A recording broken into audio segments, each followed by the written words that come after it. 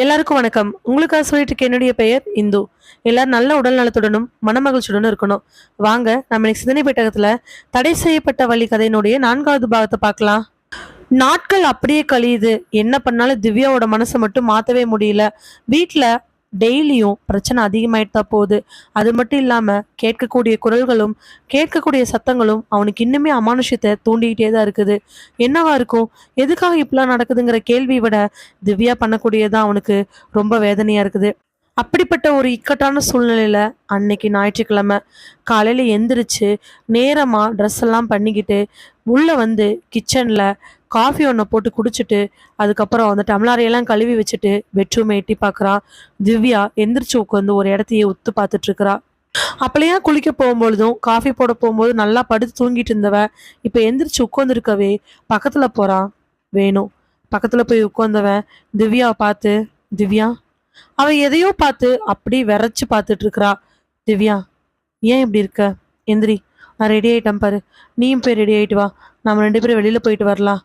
அவ எதுவுமே பேசாம அப்படியே உட்காந்துட்டு இருக்கிறா. இங்க பாரு, ஏன் இப்படி இருக்க? நாம 2 பேரும் எங்காவது போயிட்டு வரலாம், எந்திரிச்சு வா. அவன் திரும்ப திரும்ப கூப்பிடவே நான் எங்கேயும் வரல. குரல்கள் எல்லாம் அப்படியே கணீர் கணீர்னு வர நான் எங்கேயுமே வரலங்கிற வார்த்தை மட்டும் திரும்ப திரும்ப வந்துட்டு இருக்குது.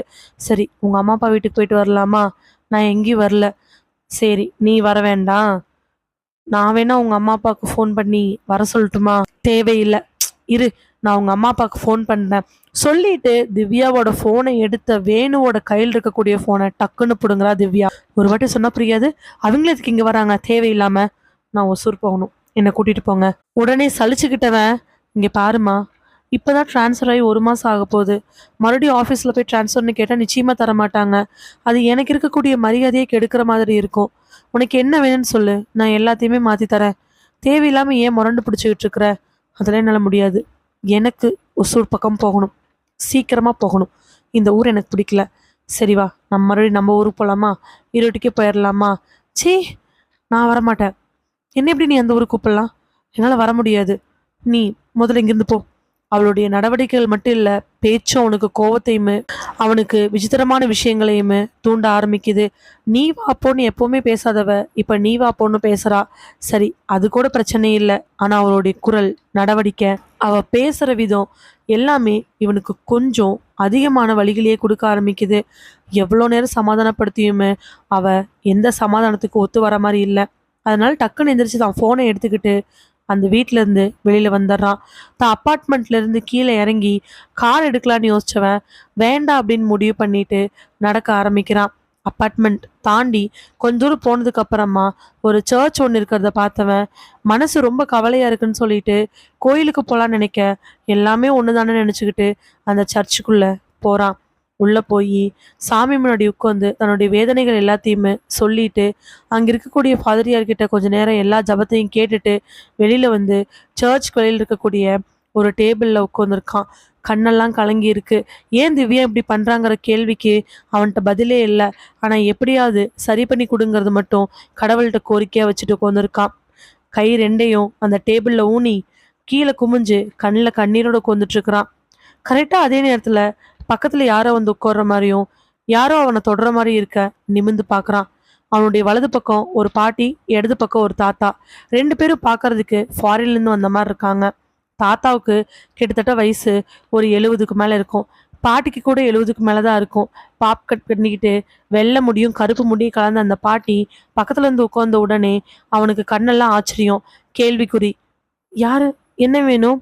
கண்ணா, உனக்கு எங்களை தெரியாது, ஆனா எனக்கு உங்களை தெரியும். பாட்டி, என்ன சொல்றீங்க? என்னோட பேரு மேரி, அது ஜான், என்னோட ஹஸ்பண்ட். நீங்க இருக்கிற அப்பார்ட்மெண்ட்ல தான் கீழே சென்டர் வீட்டில் இருக்கிறோம். அடிக்கடி உங்களை நான் பார்ப்பேன். நீங்க வந்த அன்னைக்கு கூட லேட் நைட் வந்தீங்க இல்லையா? நாங்கள் அப்போ வெளியில போயிட்டு சர்ச்சில் ப்ரேயர் பண்ணிட்டு அன்னைக்கு தான் வந்தோம். உங்களை பார்த்தோம், எனக்கு நல்லா ஞாபகம் இருக்கு. பாட்டி சொல்லும் பொழுதே அப்பதான் அவனுக்கு புரியுது எல்லாரும் ஒரே அப்பார்ட்மெண்ட்னு. இத்தனை நாளா ஒரே அப்பார்ட்மெண்ட்டு, ஆனா ஆட்கள் கூட தெரியாம இருந்திருக்காங்க. சாரி பாட்டி, எனக்கு தெரியல. நானும் ஒர்க் பிஸியில் இருக்கேன். ஒய்ஃபும் வீட்டை விட்டு வெளியில வரதில்ல, அதனால தான் பாட்டி. இருக்கட்டும் கண்ணா. என்ன, என்னாச்சு? ஏதோ ஒரு மனக்கவலை மாதிரி இருக்கு. ஃபாதர் கிட்ட ரொம்ப நேரம் பேசிட்டு இருந்தேன். என்ன பிரச்சனை? அப்படிலாம் எதுவும் இல்லை பாட்டி, நான் நல்லா தான் இருக்கேன். பக்கத்தில் இருக்கக்கூடிய தாத்தா, இல்லைம்மா, உங்கள் வீட்டில் ஏதோ பிரச்சனைகள் இருக்குன்னு எங்களுக்கு நல்லாவே தெரியும். அப்படிலாம் எதுவும் இல்லை தாத்தா, நீங்கள் சொல்கிற மாதிரி. உடனே சிரிச்சவங்க ரெண்டு பேரும் ஒருத்தர் ஒருத்தர் பார்த்துக்கிட்டு மேரி மறுபடியுமே, கண்ணா, நாங்கள் ரெண்டு பேரும் பாசிட்டிவ் அண்ட் நெகட்டிவ் எனர்ஜி பற்றி ரிசர்ச் பண்ணி அதில் இருக்கிறவங்க. தெளிவாக சொல்லணும்னா ஆத்மாக்கள், ஆன்மீகம், அமானுஷ்யம் இதெல்லாம் பற்றி நல்லாவே தெரிஞ்சு அதுக்காக நாங்கள் வேலை செஞ்சிட்ருக்கிறவங்க. நீங்கள் வந்த அன்னைக்கு கூட நாங்கள் லேட்டாக வந்தோன்னு சொன்னேன் இல்லையா, அப்போது இதே மாதிரி ஒரு வீட்டுக்கு போய் அங்கே இருக்கக்கூடிய நெகட்டிவ் எனர்ஜி ட்ரீட்மெண்ட் பண்ணிட்டு தான் வந்தோம். இதை வேறு விதத்துலேயும் சொல்லலாம். ஆனால் நாங்கள் படித்த விதத்தில் சொல்லுறோம். எங்கள் ரெண்டு பேர்த்துக்கும் அப்படி தான் ஒத்துப்போச்சு. நாங்கள் அதை வச்சு சொல்லுறோம். வீட்டில் ப்ரேயர் பண்ணிட்டு இருக்கும் பொழுது திடீர்னு ஒரு டிஸ்டர்பன்ஸ். அது என்னன்னு எங்களுக்கு தெரியல. அப்போ தான் ப்ரேயரில் ஆழ்ந்து போகும் பொழுது புது வரவில் ஏதோ ஒரு அமானுஷ்யம் இருக்கிறது எங்களுக்கு தெரிஞ்சிச்சு. அப்படி தான் உங்கள் வீடுன்னு நாங்கள் யோசித்தோம். இப்போ நீங்கள் இங்கே வந்து உட்காந்து ஃபாதர்கிட்ட பேசுனதில் நாங்கள் முடிவு பண்ணோம். அதனால தான் உங்ககிட்ட வந்து பேசிகிட்டு இருக்கோம். என்ன சிரமம்னு சொல்ல முடியுமா? பாட்டி இந்த கேள்வி கேட்ட உடனே டக்குன்னு மனசில் இருக்கிற எல்லாத்தையும் கொட்டி தீத்தர்றான். அவன் சொன்ன அடுத்த நிமிஷம் தாத்தாவும் பாட்டியுமே மூஞ்சி மூஞ்சி பார்த்துக்கிறாங்க புருவ சுருக்கத்தோட. தாத்தா உடனே, கவலைப்படாதப்பா, இது நிச்சயமா அமானுஷ்யத்தோட வேலை தான். ஒரு நெகட்டிவ் எனர்ஜி உங்கள் வீட்டில் இருக்குது. உங்கள் மனைவி என்றைக்குமே இல்லாமல் இன்னைக்கு இப்படி வித்தியாசமாக நடந்துக்கிறாங்கன்னா அதுக்கு ஏதோ ஒரு தாக்கம் இருக்குது. அது என்னன்னு நம்ம கண்டுபிடிக்கணும். நம்ம கண்டுபிடிச்சிட்டோம்னா அதுக்கான வழி தெரிஞ்சிடும். தாத்தா, எப்படியாவது என் மனைவியை அதிலிருந்து மீட்டு கொடுங்க. அவள் இப்படி இருக்கவே மாட்டா. எதுக்காக ஒசூர் போக சொல்கிறான்னு எனக்கு தெரிய மாட்டேங்குது. இங்கே ட்ரான்ஸ்ஃபர் வாங்கிட்டு வந்தப்போ கூட அம்மாவுக்கு எவ்வளோ பிரச்சனை இருந்தாலும், அம்மா கூட சண்டையே கட்டிகிட்டு இருந்தாலும், வரதுக்கு நைட்டுக்கு முந்தின நாள் என்கிட்ட பேசும் பொழுது நாம் போகணுமாங்கிற கேள்வி கேட்டவ இப்போ ஒசூரு கூட்டிகிட்டு போக சொல்கிறா அப்படின்னா எனக்கு ரொம்ப கஷ்டமாக இருக்குது. அதுக்கப்புறம் வேணும் தான் மனசில் இருக்கக்கூடிய குறைகளை எல்லாம் கொட்டினதுக்கப்புறம் தாத்தாவும் பாட்டியும் ஒருத்தர் ஒருத்தர் பார்த்து கடைசியாக பாட்டி, பாப்பா இப்போவே வரோம், என்னன்னு பார்க்கலாம். அவங்க சொன்ன உடனே அவனுக்குள்ள ஒரு நம்பிக்கை வர ஆரம்பிக்குது. கோயிலுக்கு வந்து கும்பிட்ட உடனே இப்படி ஒரு நல்லது நடக்குதுன்னு சொல்லிட்டு அவங்க அங்கேருந்து கிளம்புறாங்க. அப்பார்ட்மெண்ட்டுக்கு வந்து செகண்ட் ஃப்ளோரில் ஏறி லாஸ்டில் இருக்கக்கூடிய வீட்டுக்கு முன்னாடி போய் நிற்கிறாங்க. பாட்டி கையில் பைபிள், கூட ஒரு ஜபமாலை, தாத்தாவோட கையில் ஜபமாலை மட்டும்தான். ரெண்டு பேருமே அந்த வீட்டுக்குள்ளே கால் எடுத்து வச்சு ஜபமாலையை இறுக்கமாக கையை பிடிச்சு மந்திரங்கள் சொல்ல டக்குன்னு கண்ணமிழிச்சு தாத்தா, ஆமாப்பா, ஏதோ ஒரு மூணாவது ஆள் வீட்டுக்குள்ளே இருக்குது. அந்த மூணாவது ஆள் தான் உங்களை போட்டு ஆட்டி படைச்சிட்டு இருக்குது. உன்னோட மனைவியினுடைய ஆத்மா இப்போது ப்ரெசண்ட்டில் கிடையாது. அது ஏதோ ஒரு இடத்துல ஒளிஞ்சு குறுகி நடுங்கிட்டு இருக்குது. அந்த ஆத்மாவை அடக்கி ஒடுக்கி தான் இன்னொரு ஆத்மா அவளை ஆட்சி செஞ்சுக்கிட்டு இருக்குது. அது நல்லாவே தெரியுது. வாங்க, உள்ளே போய் பார்த்தாதான் ஆத்மாவோட நோக்கம் என்னன்னு நமக்கு நல்லாவே தெரியும் சொல்லிட்டு மூணு பேரும் மெல்ல மெல்ல நடக்க ஆரம்பிக்கிறாங்க. அந்த பெட்ரூம்குள்ளே போக எப்போ வேணும் போகும் பொழுது இடத்த விரைச்சி பார்த்து உட்காந்தாலோ அதே மாதிரி பார்த்துட்டு கொண்டிருக்கிறா திவ்யா. திவ்யாவை பார்த்த உடனே பாட்டி திவ்யாவோட புருவங்களுக்கு இடையில உத்து பார்க்க ஆரம்பிக்கிறாங்க. உத்து பார்த்ததுக்கப்புறம் கண்ணை மூடின பாட்டி கண்ணை திறக்க திவ்யா அவங்கள பார்த்து பயந்து எந்திரிக்கிறா. முதல்ல பயந்து எந்திரிச்சவ அப்படியே நடுங்கிட்டு போய் செவுத்துல முட்டி கீழே உட்கார்றா. கீழே உட்காந்து வேண்டாம் அப்படிங்கிற மாதிரி தலையாட்டி நடுங்கி போய் உட்கார்றா. இவங்க ஜபமாலையில் ஜபம் பண்ணிக்கிட்டு பைபிளில் எதையோ ஒன்று விரிச்சுக்கிட்டு சொல்லிக்கிட்டே பக்கத்தில் போகிறாங்க. திவ்யா பக்கத்தில் போய் நிற்க அவள் உடம்பெல்லாம் தீயா எரியிற மாதிரி நடுங்க ஆரம்பிக்கிறா. நடுங்க ஆரம்பிச்சதை பார்த்து பாட்டி, என்ன வேணும் உனக்கு? எதுக்காக இந்த குழந்தையோட உடம்புக்குள்ளே வந்திருக்கேன்? அவளோட ஆத்மாவை அடக்கி ஒடக்கி கண்ட்ரோல் பண்ணி வச்சுட்டு நீ ஏன் இப்படி இந்த உலகத்தில் என்னத்தை சாதிக்கணும்னு இருக்கிறேன்னு சொல்ல முடியுமா? என்னை விட்டுருங்க, நான் போகணும், என்னை விட்டுருங்க, எனக்கு இந்த உடம்பு வேணும். இந்த உடம்பு இருந்தால் மட்டும்தான் என்னால் நினச்சதை சாதிக்க முடியும். என்னை சாதிக்க விடுங்க, எனக்கு இந்த உடம்பு வேணும் சொல்லிட்டு குரல் என்னமோ வித்தியாசமாக கேட்க வேணுவுக்கு நடுங்கி போயிடுது. இது திவ்யாவோட குரல் கிடையவே கிடையாதே. அப்படி இருக்கும் பொழுது யாரு நீ? என்ன வேணும்? வேணு கேட்ட கேள்விக்கு பதில் சொல்லவே இல்லை. பாட்டி மறுபடியும் மந்திரங்கள் சொல்ல தாத்தாவும் ஜபத்தை சொல்லிட்டு இருக்க அந்த உடல் இருக்கக்கூடிய அந்த ஆத்மா நடுங்க ஆரம்பிக்குது. பலமா தன்னைத்தானே செவுத்துல அடிக்க, செவுத்தோட ஒட்டிக்க, கீழே விழுந்து பொருளன்னு துடிக்க ஆரம்பிக்குது. இதை பார்த்துட்டு இருந்த வேணு பதறி போய் தூக்கலான்னு போகும் பொழுது பாட்டி கையை பிடிச்சுக்கிறாங்க. இல்லப்பா, இது உன்னுடைய மனைவி இல்லை, ஆத்மா தான். ஆனா பாட்டி, அடிச்சுக்கிறதுலாம் அது உடல் வலியை தாங்கி தான் ஆகணும். உள்ள ஒளிஞ்சிட்டு இருக்கக்கூடிய பயந்து நடுங்கிட்டு இருக்கக்கூடிய ஆத்மா வெளியில வரணும் அப்படின்னா இந்த மாதிரி ஒரு சில விஷயங்கள் பண்ணிதாகணும். முதல்ல உள்ள இருக்கக்கூடிய அந்த கெட்ட எனர்ஜி எதுக்காக உள்ள இருக்குன்னு நம்ம தெரிஞ்சுக்குவோம். அப்பதான் அதுக்கான சொல்யூஷன் நம்ம கண்டுபிடிக்க முடியும். நீ கொஞ்சம் அமைதியா இருப்பா சொல்லிட்டு மறுபடியும் அவங்க தங்களுடைய வேலைகளை சொல்ல ஆரம்பிக்கிறாங்க. அந்த ஆத்மா கீழே விடுக, எந்திரிக்க, மேலே போகன்னு தட்டு தடுமாறுது. இதுக்கு இடையில அப்பப்ப திவ்யாவோட குரல், அப்பப்ப ஆத்மாவோட குரல்னு நடுங்கிட்டு இருக்க, டக்குன்னு தாத்தா தன்னோட பேண்ட் பாக்கெட்ல இருந்து ஏதோ ஒன்றை எடுத்து திவ்யாவோட நெத்தியில டக்குன்னு வச்சிடுறாரு. அது அப்படியே மூச்சை உள்ள இழுத்து தொண்டை நடுங்க கீழே உட்காந்துருது. இப்போ தாத்தாவோட கண்ட்ரோல்ல இருக்குது. கையை டக்குன்னு நெத்திலேருந்து எடுத்து இறுக்கி பிடிச்சவரு, பதில் சொல்லு, யாரு நீ, என்ன வேணும், உனக்கு என்ன விஷயம், எதனால இந்த குழந்தையோட உடம்புக்குள்ள இருக்க, அந்த குழந்தைய உள்ள பயப்பட வச்சுட்டு நீ வெளியில என்ன பண்ணிட்டு இருக்கிற, எதுக்காக இங்க இருக்க, இங்கிருந்து போ, எதுக்காக இந்த ஊரை விட்டு ஒசுறு போகணும்னு நினைக்கிற, கேள்விகளுக்கெல்லாம் பதில் சொல்லுவியா சொல்ல மாட்டியா. அவர் பலமா மிரட்டவே அந்த குரல் ஒரு கத்து கத்திட்டு நடுக்கத்தோட சொல்ல ஆரம்பிக்குது. நான் ஒசூர் போகணும், நான் ஒசூர் போகணும், அங்கதான் எனக்காக ஒரு உசுர் காத்துக்கிட்டு இருக்குது, எனக்கு அந்த உசுரை நான் பார்க்கணும், நான் அங்க போகணும், எனக்காக ஒரு உசுர் காத்துக்கிட்டு இருக்குது.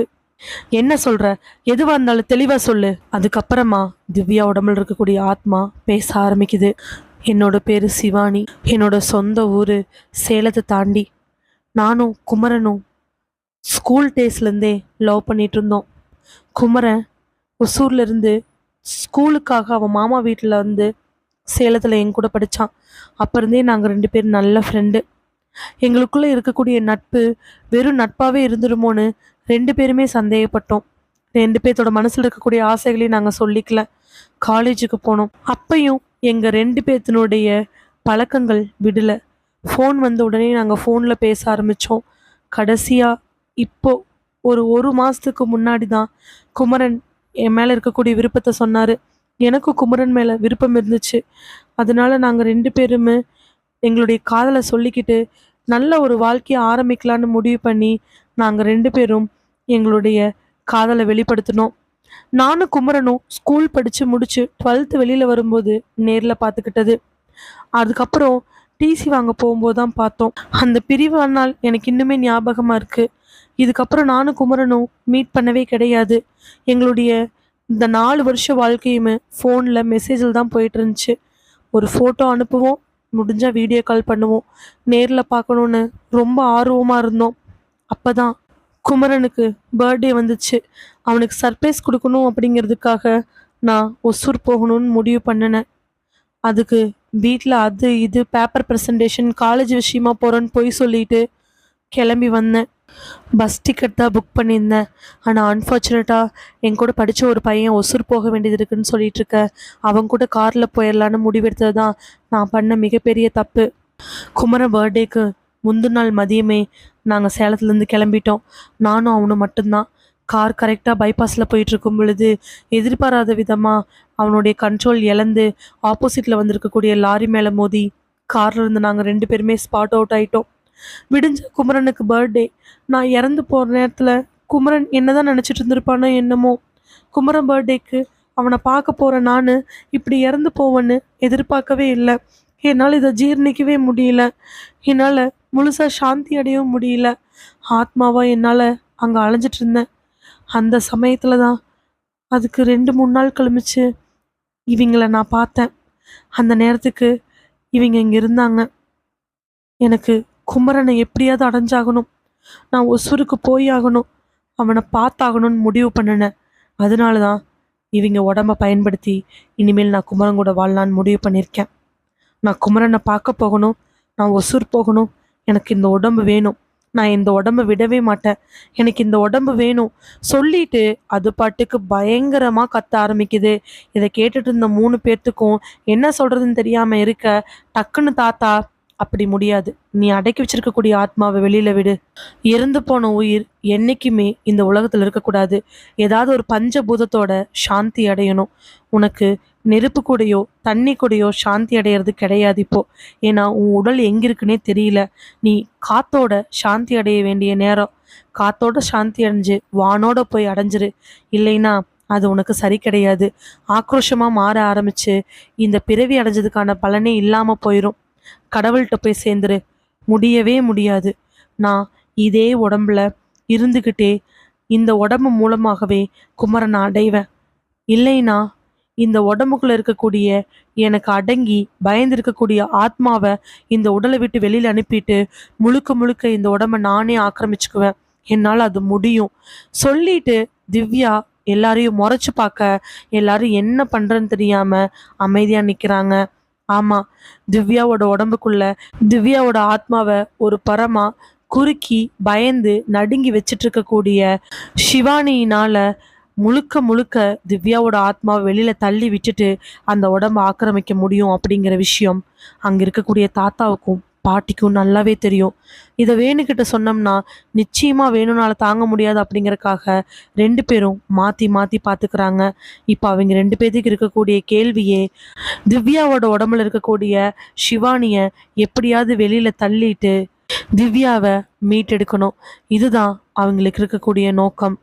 ஆனா திவ்யா உடம்புல இருக்கக்கூடிய ஷிவானி அவங்க எல்லாத்தையும் பார்த்த பார்வை 3 பேர்த்துக்கும் ஒரு கலக்கத்தை ஏற்படுத்துச்சு.